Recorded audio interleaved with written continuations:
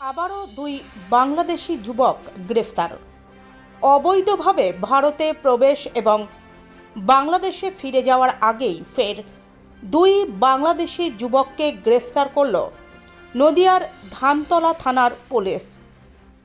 Police সূত্রে খবর, ধানতলা থানার বহিরগাছি বাজার এলাকায় ধৃত দুই যুবককে সন্দেহজনকভাবে ঘোরাঘুরি করতে দেখে পুলিশের সন্দেহ হয়।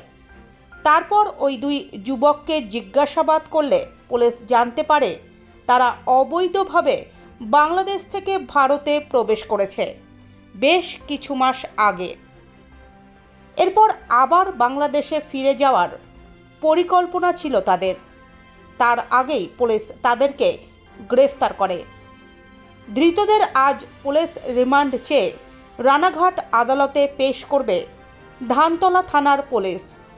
পুলিশ সূত্রে খবর, ধৃত দুই বাংলাদেশির নাম হাসিব শেখ, বয়স 32 বছর, বাড়ি বাংলাদেশের মহেশপুর থানার নলপাতুয়া এলাকায়। অপরজনের নাম আমিনুর শেখ, বয়স 25 বছর, তার বাড়ি বাংলাদেশের মহেশপুর থানার নলপতুয়াতে।